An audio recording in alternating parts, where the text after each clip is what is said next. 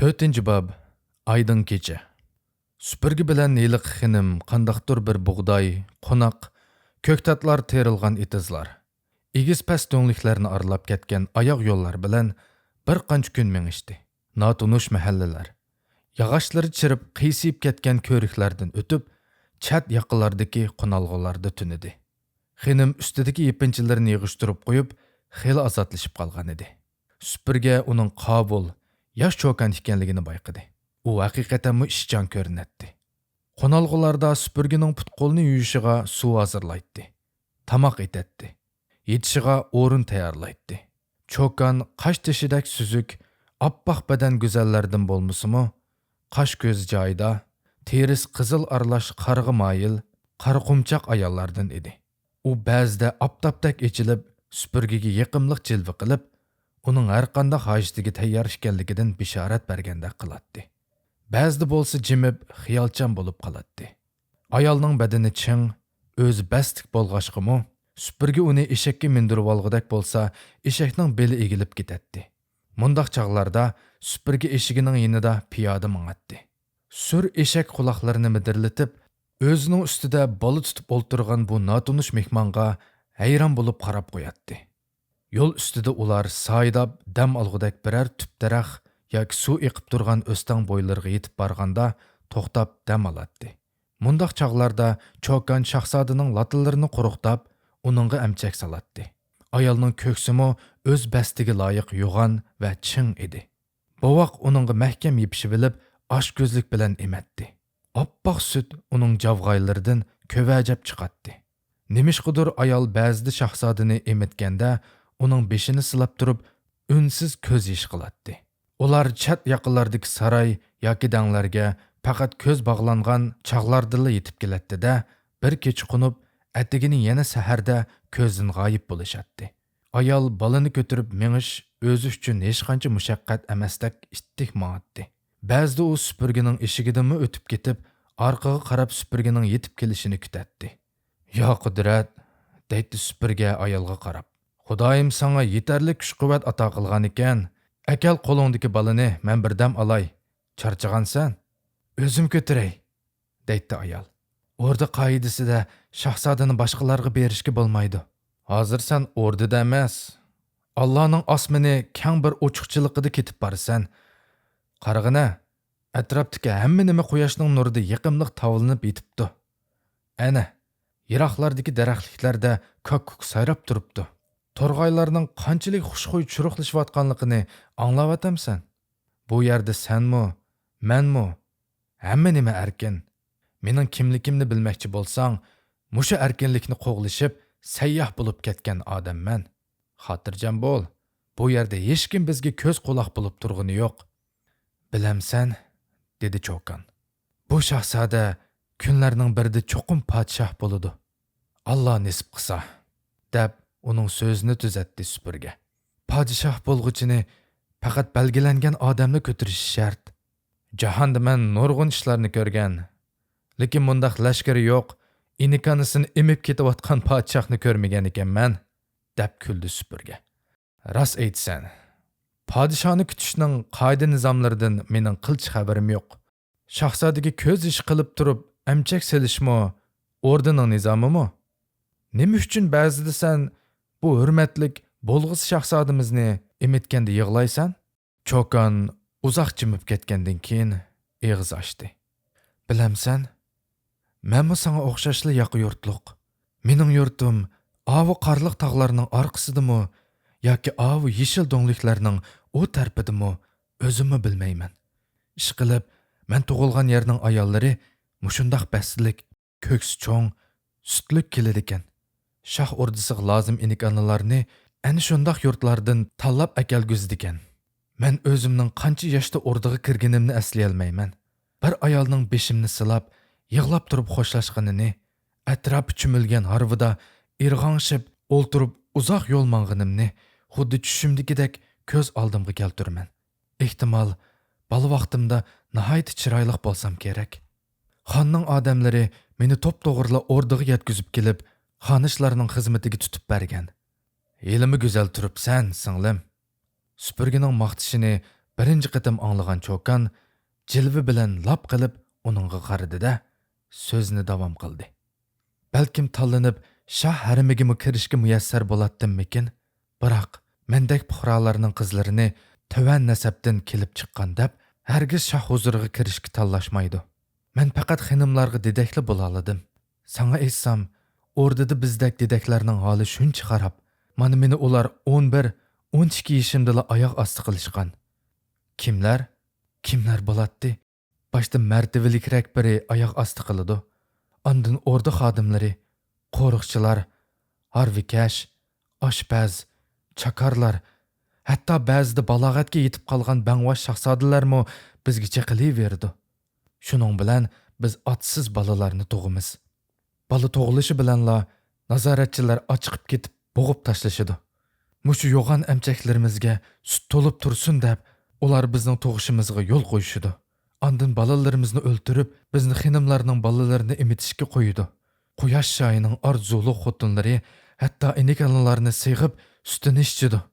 Odam sutida badanini surtidi.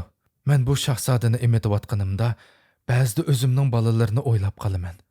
Nima deding? Supurga eshik ustida qiysib o'ltirib ayoldan so'radi. Sening o'zingning balalarimi bormidi? Biz nimishqa ularnimi billa elib mangmidiq? Men bir o'g'il, bir qiz tuqqan. Qandoq chiroyli balalar edi degan. Ularning uzun kirpiklari, kichikkina ko'zlari, menga talpingan budruq qo'llari ko'z oldimda turibdi. Har ikkilisidan ayrildim. Qo'limdan yulib ilishdi-da, akitib yo'q qildi. Men nimishqa yig'lamay, qara, mening ko'ksimdan eqiyotgan oppoq sutlar shu balalarimning rizqi emasmidi? Ayol buqullab yig'lavatdi.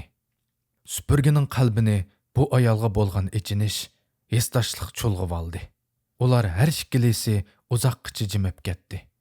Supurga ikkinchilab ayoldan bu vaqtda gap so'ramadi. Kichik shahzodani ko'tarib ketayotgan Çokan bir kuni nihoyat xushxo'ylashib ketdi. Ular süp-süzük tog' suyi yeyilib eqiyotgan chimanlikka yetib kelganda, ayol qoidani buzib shahzodani supurgiga tutqizdi. Shahzoda ko'zini yo'g'on ichib olgan bo'lib, soqolliq bu kishiga chakchayginicha qarab qolgan edi. Bu yer nima degan chiroyliq? Mashada birdam orom olmaylimi? dedi ayol. Shundoq qilayli, dedi supurga. Ayol, o'tinib qolay, sen men tarafga qarama, dedi-da, suvning oyoq tarafiga qarab ketdi. Eshak atrofdagi cho'llarni qalin qalpiqlari bilan yalmab, ishtiho bilan o'tlashga boshladi. Az o'tmay supurgining qulqiga suvning shalapshig'an ovozi anglandi. Ayol neriroqqa berib, o'zini daldiga elib, yuyinmoqda edi. Supurga qo'lidagi buvoqqa qaradi. Kelgusida podshoh bo'lishga tegishli bo'lgan bu buvoqning supurga o'z umrida uchratgan norasidalardan hech bir farqi yo'q edi. "Xo'sh, shahzodam", dedi supurga baliga qarab. Shahzoda yo'gigida putlarini piltinglatib tepirlab qo'ydi. "Sening yilqi barliq taxt varislarini yo'qotmoqchi bo'lib quturgan cho'ng akang shu topda o'rda ichidan seni izlab topolmay qanchalik g'azabga kelayotgandir, a? Balkim u qilishlarini yalang'ochlab, o'rda ichidagi uchirganli buvoqni qonga bo'yayotgandir. Yo bo'lmasa, u eng avval sening mehribon onangni darga osgandir. Podshohlik eng oliy davlat desa, men hargiz ishonmayman. Zo'ravonlik, mustabidlik badliga o'ri turgan taxtlarda o'ltirganlarning bir kunmi ko'nglining aromi yo'q. Uningga qaraganda etizda so'ram so'ragan dehqon tatliqroq uxlaydi. Dalada yalang oyoq ketib borgan namrad erkinrak nafas oladi. Xudoning taqdirini qara. Minglab qo'shin qo'g'dashga tegishlik sendek bir shahzodani o'zini qo'g'day olmaydigan meningdek bir ojizning quchqiga tashlabdi. Sen kunlarning birida rostdanli xonlik taxtida o'ltirib qolgudek bo'lsang, bizning seni mushundoq ko'tirib yurganimizni, sen uchun beshimiz ketadigan xatarga tavakkul qilganligimizni esingga olarsanmi? Buvoq budruq qo'llarini sunib, supurgining soqollarini tutib olishga tirishadi. "Yo'q", deb o'z fikrini rad qildi supurga. Shohlardan shafoat kutish ahmoqning ishi. Hukmronlar o'z sirini bilguchilarni hammadan burunroq ko'zdan yo'qotadi. Bandining haqiqiy shafoatchisi rahimlik Allohning o'zi. Supurgi texi bola shoh ustidagi mulohizalarini oyoqlashtirmay turadi. Yiroqdan ayol chiqib keldi. Supurga hayron bo'lib qarabli qoldi. Ayol yuyinib, tarinib, to'limi go'zallashib ketgan edi. Supurgining tasavvurida po'raklab echilayotgan qizil gul, daraxtlar orqasidan ko'tarilayotgan to'lin oy paydo bo'lgandek bo'ldi. Shu chaqda supurga balining yo'gik ostida turgan qo'liga issiq bir namlikning tekkanligini sezgandek bo'ldi-da, darhol esiga kelib, balini yerga qo'yib o'rnidan turib ketdi. "Voy, sen nima qilyapsan?" deginicha yugurib yetib keldi ayol. "Nim bo'ldi? Sen shoxlarni qandoq kuchishni bilamsan? Men sana aytmadimmi? Nemishqa shahzodani yerga qo'yib qo'ysan? Sen uning ostini darhol quruqda", dedi supurgi kulib. "Ömrümde men mundaq o'rniga siyib, chichib yotadigan podshohni ko'rmagan ekanman." Ayol mo ixtiyorsiz kulib etdi. Nemishqidir u bugun xushxuy bo'lib qolgan edi. Supurgiga muloyim muomala qilg'usi, uningga surkilib, erkilgisi kelib turardi.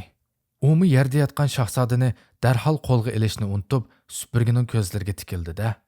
"Qara, shu topda biz mushu balaning ota-onasiga bir jup xotinga o'xshab qoptimiz", dedi.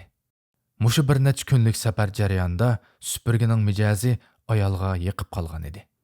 U biroz g'alita, qo'pol, sodda ko'rinadigan bu odamning vujudidagi erlarga xos oq ko'ngillik va yushurun aqlni ko'rib yetgan edi.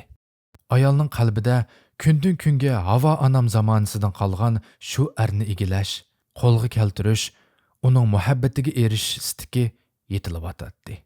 Supurgi ayolning xotin to'g'risidagi gaplarining ma'nosiga tushunmadimi yoki tushunsimu tushunmaslik soldimi, ayoldan ko'zlarini qochirib, qo'lini yuvish uchun suv tarafga qarab mangdi. Ular yana yo'lga chiqdi. Ayol turib kelatdi. Dala gullarini uzib olib quloqiga qisatdi. Ba'zida g'ingshib naqsha aytdi. "Bu beshimga tushgan kunni hech kim bilmaydi. To'g'ri deyman, dard tortqanga kishi o'lmaydi. O'rdadagi xinimlarni shod-xuram demang. Zibi zinnat yuk ularga, qalbi kulmaydi." U o'z naqshisida o'rdadagi dedaklarning kulpatlari, egiz tamlar ichiga band bo'lgan xonishlarning ish pushqi, balasidan ayrilgan onaning hasratlarini so'zlaydi. Shu kuni ular xoli bir qonalg'uga kelib tushdi.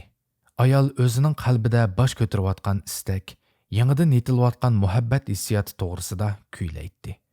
Uning kayfiyatiga jo'r bo'lib qushlar xushxuy churuqlashib, suvlar qirg'oqlarga o'rilib shirildab, yo'pirmoqlar yenik shivirlashib, butun tabiat tang naqsha etayotgandek qiladi.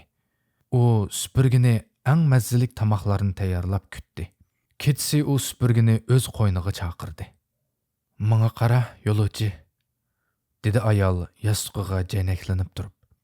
"Sen meni nemishqa erkiltibmi qo'yay demaysan?" "Erkiltib demsan? Senima?" Supurga kutilmagan bu savoldan hayron bo'ldi. "Sen kichik bola bo'lmasang, lekin men ayol kishi-da." "To'g'ri, sen ayol kishi.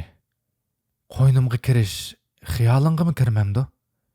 Yoki men sana yarmadimmi ya?" Jahongazli supurga tingirqab qoldi. Kichik shahzoda cho'konning u tarafida tatli uxlayotdi. Tun yerimlashib qolgan bo'lib, ay nuri ular yotgan hujraning ichini g'uva yo'ritib turardi. Ayol bo'lsa ko'rpining ustida yalang'och degudek yotganicha, yotqinining bir tarafini echib qo'yib, supurgiga quchoq ochgan edi. Tanglikda qolgan supurga nima deyishini bilmay qoldi. Yo'q, sen har qanday erga yaraydigan cho'konsan", dedi u duduqlab.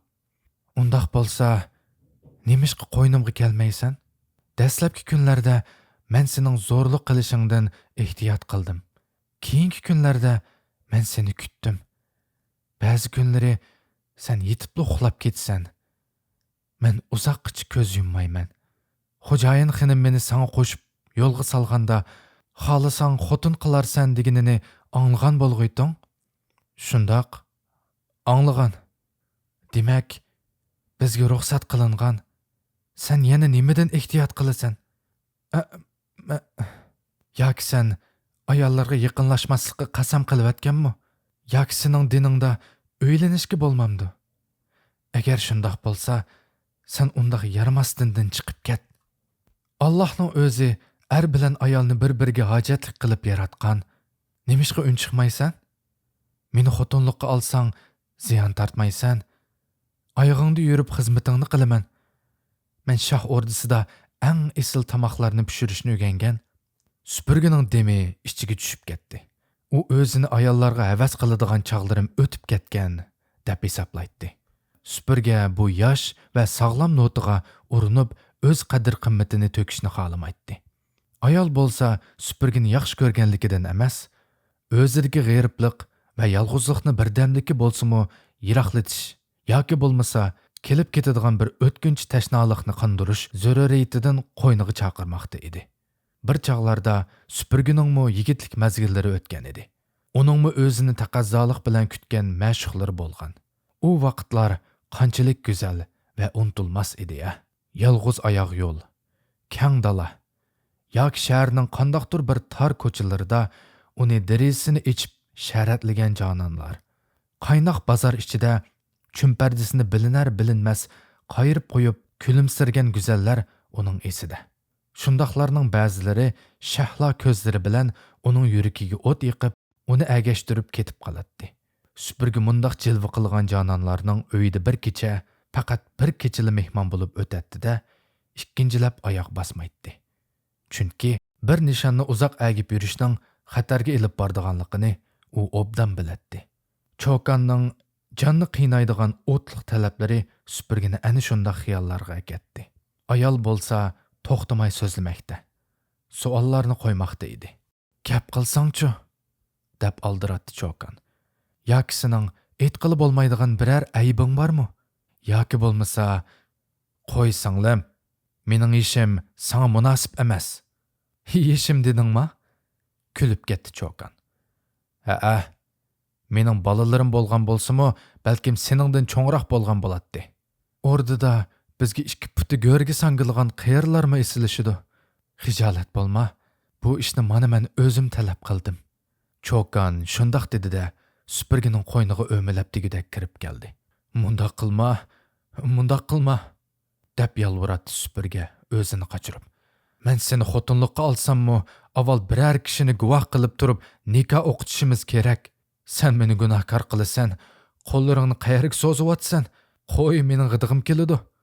Ammo Chokan supurgiga borgan sari mahkam yepishib, uning kiyimlarini yashmoqda edi. U kuchli qo'llari bilan supurgini o'ziga tortdi. Ulug' shahzoda bo'lsa, yenidilla sodir bo'layotgan ajoyib muhabbat fojiasidan bexabar tatliq pushullaydi. Ay bulutlar orasida bir ko'rinib, bir mugunatdi.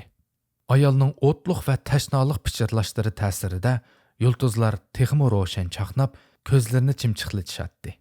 Supurgiga bu Chokanning muhabbatini bugunga, manguga yoki shu bir necha minutga bo'lsa-mu qabul qilmoqdan boshqa chora yo'q edi. Uning vujudidagi yo'qolgan, unutilgan sezimlar uyg'onishga boshladi.